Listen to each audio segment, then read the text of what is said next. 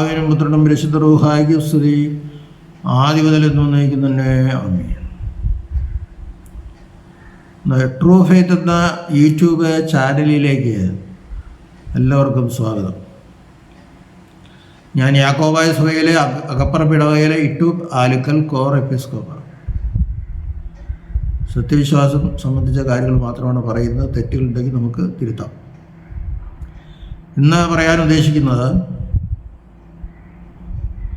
കല്യാണ ദിവസം മണവാട്ടിയേക്കാൾ കൂടുതലായി ആരും തന്നെ വസ്ത്രത്തിലോ ആഭരണങ്ങൾ ധരിക്കുന്നതിലോ തിളങ്ങുവാൻ പാടില്ല. വസ്ത്രവും ആഭരണത്തിലാണല്ലോ കൂടുതൽ തിളക്കം വരുന്നത്. പിന്നെ ബ്യൂട്ടീഷ്യൻ്റെ അടുത്ത് ഉള്ള കാര്യങ്ങളും കൊണ്ട് അതില്ലാതെ ഞാൻ പറയുന്നത്. പക്ഷെ അവിടെ തിളങ്ങി പ്രകാശിച്ച് നിൽക്കേണ്ടത് മണവാട്ടിയാണ്. അവളിൽ താഴെ മറ്റുള്ളവർ തിളങ്ങാൻ പാടുള്ളൂ. സ്വതവേയുള്ള സൗന്ദര്യത്തിൻ്റെ കാര്യത്തിലുള്ള ഒന്നും ഞാൻ പറയാനില്ല. വസ്ത്രങ്ങൾ ധരിക്കുന്നതിലും ആഭരണത്തിൻ്റെ ആധിക്യമൊക്കെ മണവാട്ടിയിലും കുറയണം. ഇത് നടക്കണ കാര്യമല്ലാതെ എനിക്കറിയാം. പക്ഷെ അങ്ങനെ ചെയ്യേണ്ടത് അത് പറയേണ്ട ചുമതല ഇരിക്കണ്ടല്ലോ. ഇന്നൊരു കല്യാണം ഉണ്ടെങ്കിൽ സ്ത്രീകളെ എത്ര സാരിയാണ് മേടിക്കണേ. പെണ്ണ് കാണാൻ പോകുമ്പോൾ ഒന്ന്, പെണ്ണിൻ്റെ വീട്ടുകാർ ചെക്കൻ്റെ വീട്ടിലേക്ക് വരുമ്പോൾ ഒരെണ്ണം, പിന്നെ പെണ്ണിൻ്റെ വീട്ടിൽ വെച്ച് ഉറപ്പിക്കാൻ പോകുമ്പോൾ ഒരെണ്ണം, പിന്നെ അവരിങ്ങോട്ട് വരുന്നുണ്ടെങ്കിൽ അന്ന് വേറെ ഒരെണ്ണം. ഒരു ദിവസം എടുത്ത് സാരി പിറ്റേ ദിവസം എടുക്കൂല. പിന്നെ ആഭരണം എടുക്കാൻ പോണതിന് ഒരെണ്ണം, ചരക്കെടുക്കുക വസ്ത്രങ്ങൾ മേടിക്കാൻ പോണതിന് ഒരെണ്ണം. ഒരു ദിവസം കൊണ്ട് തീരൂല, അതുകൊണ്ട് 2 ദിവസം വേണ്ടി വരും. വിളിച്ചു കൊല്ലേണ്ട ദിവസം ഒരെണ്ണം,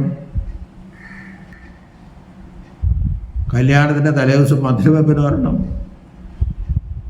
പിറ്റേ ദിവസം പള്ളിയിൽ കെട്ടിക്കാൻ പോകുമ്പോൾ ഒരെണ്ണം, കെട്ടുകഴിഞ്ഞ് ഓഡിറ്റോറിയത്തിൽ സ്വീകരണത്തിന് ഒരെണ്ണം, പിന്നെ 4 ദിവസം പാർക്കലൊക്കെ ഉണ്ടല്ലോ നമുക്ക്.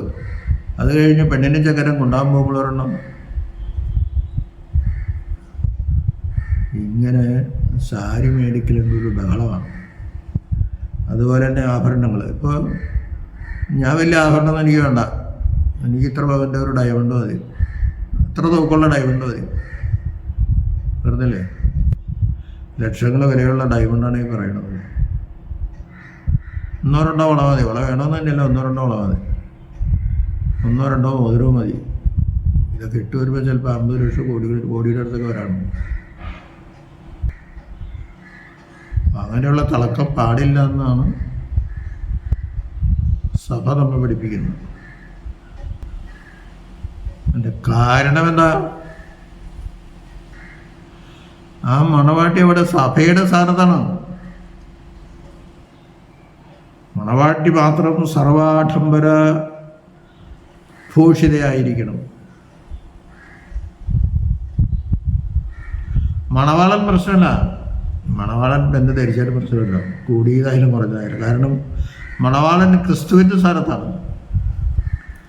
ക്രിസ്തുവിനെ മോടി പിടിപ്പിക്കാൻ നമ്മളെക്കൊണ്ട് സാധ്യമല്ല. ക്രിസ്തുവിനേക്കാൾ മനോഹരമാകാൻ നമ്മളെക്കൊണ്ട് സാധിക്കില്ല. ക്രിസ്തുവിൻ്റെ അടുത്ത് പോലെ എത്താൻ നമ്മളെ സാധിക്കില്ല. അത് സൗന്ദര്യത്തിലായാലും വസ്ത്രധാരണത്തിലായാലും. അവർ വസ്ത്രം ആവശ്യമില്ലല്ലോ, തേജസ് കൊണ്ട് മൂടിയിരിക്കുക. മോശം പറഞ്ഞു, എനിക്ക് നിന്നെ ഒന്ന് കാണണമെന്ന് പറഞ്ഞപ്പോഴേ ഞാൻ പാറയുടെ വിള്ളലിൽ ഒളിച്ചിരുത്തോ. ഞാൻ എൻ്റെ തേജസ് കടന്നു പോകുമ്പോൾ എൻ്റെ പിൻഭാഗം നിനക്ക് കാണാമെന്ന്. ഒരു ശകലം, അത് കോടികൾ കടന്നുപോയി, കോടികൾ കിലോമീറ്റർ കടന്നു പോയതിന് ശേഷമാണ് ഒരു ശകലം തേജസ് മോശയ്ക്ക് കാണാൻ പറ്റിയത്. ആ തേജസ് മുഴുവൻ മോശം അവിടെ മരിച്ചു വീഴും. ദൈവം ചെയ്യുന്നതൊക്കെ നമുക്ക് നല്ലതിന് വേണ്ടിയിട്ടാണ്. അതാണ് നമ്മൾ മനസ്സിലാക്കുന്നത്.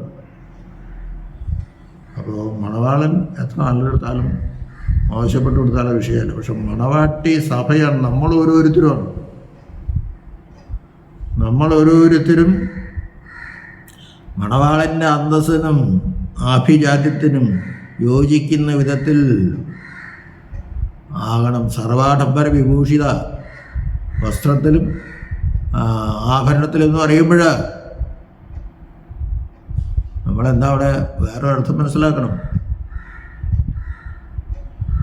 അന്യദൈവങ്ങളെ ആരാധിക്കാൻ പോകരുത്. ദൈവം പറഞ്ഞിട്ടുള്ള കാര്യങ്ങൾ അനുസരിച്ച് നിൽക്കണം. നമ്മെ പറഞ്ഞപ്പോൾ കല്യാണം നടത്തി അവൻ പോയിരിക്കുകയാണ്. അവൻ വീണ്ടും വരുമ്പോൾ നാം വേശ്യകളായി കാണപ്പെടരുത്. ഞാൻ ആ വാക്ക് ഉപയോഗിക്കുന്നത് നിങ്ങൾ ക്ഷമിക്കണം. അവിടെ വേശ്യ എന്ന് പറയുന്നത് അന്യദൈവങ്ങളെ ആരാധിക്കുന്നവരെയാണ് ആ വാക്കുകൊണ്ട് കർത്താവ് ഉദ്ദേശിക്കുന്നത്, അല്ലെങ്കിൽ വചനത്തിൽ എഴുത്തുകാർ ഉദ്ദേശിക്കുന്നത്. കർത്താവ് ഉദ്ദേശിക്കുന്ന ആരെയല്ല പറഞ്ഞത്, കർത്താവ് ഉദ്ദേശിക്കുന്നവരെയാണ്. പക്ഷെ പ്രത്യക്ഷമായിട്ട് ആ വാക്കുകളൊന്നും കർത്താവ് ഉപയോഗിക്കുന്നില്ല. എഴുത്തുകാരും പ്രവാചകന്മാരൊക്കെ ഉപയോഗിക്കണം.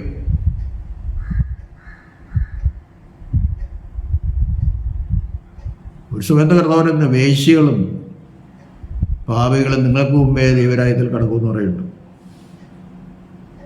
ഇസ്രായേൽക്കാരോട് അത്രമാത്രം നിങ്ങൾക്ക് വിശ്വാസമല്ല ഉണ്ടായിപ്പോയി. അതാണ് വിശ്വാസമില്ലാത്ത യഹൂദാജനത്തെ ശകാരിക്കുന്നതാണ് യേശു. നിങ്ങളെക്കാൾ കൂടുതൽ വിശ്വാസം ജാതികൾക്കുണ്ട്. ഇത്രയൊക്കെ കണ്ടിട്ട് നിങ്ങളെന്നെ വിശ്വസിക്കുന്നില്ല എന്നുള്ളത്. ഞാൻ ഈ പറയുന്നത് മണവാട്ടിയേക്കാൾ കൂടുതൽ തിളക്കം വേണ്ടെന്ന് പറയുമ്പോൾ പലർക്കും ഇഷ്ടക്കുറവ് വന്നേക്കും. ഞാനൊരു പൊതു തത്വം, സഭയും അംഗീകരിക്കുന്ന തത്വം, എത്ര പാവപ്പെട്ടവരാണെങ്കിലും മണവാട്ടിയെ അങ്ങേയറ്റം മനോഹരിയാക്കി വേദിയിൽ പ്രദർശിപ്പിക്കുവാനാണ് ഏത് മാതാപിതാക്കളും ബന്ധുക്കളും ആഗ്രഹിക്കുന്നത്. അവരുടെ സാമ്പത്തിക ശേഷി അനുസരിച്ചായിരിക്കും അവർ ചെയ്യുന്നത്. അവിടെ നമുക്കും വഴങ്ങിക്കൊടുക്കാൻ പറ്റുമെങ്കിൽ അതാണ് ഏറ്റവും നല്ലത്. അവൾക്ക് സാമ്പത്തികം മോശമാണ്, എനിക്ക് സാമ്പത്തികം ഉണ്ടെന്ന് കാണിക്കാനോ എൻ്റെ പ്രതാപവും പ്രൗഢിയും കാണിക്കുവാനോ അല്ല വിവാഹ വിരുന്നിലേക്ക് പോകേണ്ടത്. സഭയാകുന്ന മണവാട്ടിയാണ് നീ. ഇപ്പോൾ മണവാട്ടിയുടെ സ്ഥാനത്ത് എല്ലാവരും ഉണ്ടെങ്കിലും ഈ ഭൂമിയിലെ നിയമം അനുസരിച്ച് ഇപ്പോൾ മണവാട്ടിയുടെ സ്ഥാനത്ത് അല്ലെങ്കിൽ സഭയുടെ സ്ഥാനത്ത് ഈ മണവാട്ടിപ്പെട്ട് നിൽക്കുകയാണ്. അടുത്ത് വരനായ യേശുവുണ്ട്. അപ്പോൾ യേശുവിനെ ധിക്കരിച്ചാൽ, ദൈവത്തെ ധിക്കരിച്ചാൽ അത് പാപമാണെന്നേ പറയാൻ സാധിക്കൂ. ആഡംബരത്തിൽ മുഴുകിപ്പോകരുത്. പണ്ടൊക്കെ സ്ത്രീകളെ എത്ര വേഷം കെട്ടി എന്നാലും മണവാട്ടിയെ കണ്ട പെട്ടെന്ന് ആർക്ക് മനസ്സിലാവും. ഇന്നത്തെ കാലത്ത് അങ്ങനെയൊക്കെ ഉള്ളൂ. ഈ ആഡംബരഭ്രമൊന്നും ഒരുപാടില്ല. പക്ഷെ ഇന്ന് നടക്കൂല. ഇന്ന് എന്തുമാത്രം ആഡംബരമാകാമോ അത്രയൊക്കെ ആകും. സ്വർണ്ണത്തിന് തന്നെ വില കുതിച്ചു കയറുന്നുണ്ടോ? ഈ സ്വർണ്ണം ഉപയോഗിക്കുന്നുണ്ടല്ലേ. അപ്പോൾ കുറേ പേര് ഉപയോഗിക്കുന്നില്ലെന്ന് പറയും. പണ്ടത്തെക്കാളൊക്കെ കുറവൊന്നുണ്ട്, പക്ഷെ വലിയ കുറവൊന്നുമില്ല. മാലയുടെ എണ്ണത്തിൽ കുറഞ്ഞു എന്നല്ലാണ്ട് അതിൻ്റെ തൂക്കത്തിലോ അതിൻ്റെ ക്വാളിറ്റിയിലോ ഒന്നും ഒരു കുറവില്ല. ഞാനിപ്പോൾ ആഭരണം ഇടണമെന്നും അല്ല പറയണേ. ഒരു പൊതു തത്വം, ഒരു പ്രിൻസിപ്പിള് ദൈവം ആഗ്രഹിക്കുന്ന വചനത്തിൻ്റെ അടിസ്ഥാനത്തിൽ ഒരിക്കലും മണവാട്ടിയേക്കാൾ കൂടുതലായി വസ്ത്രത്തിലോ ആഭരണത്തിലോ മേക്കപ്പിലോ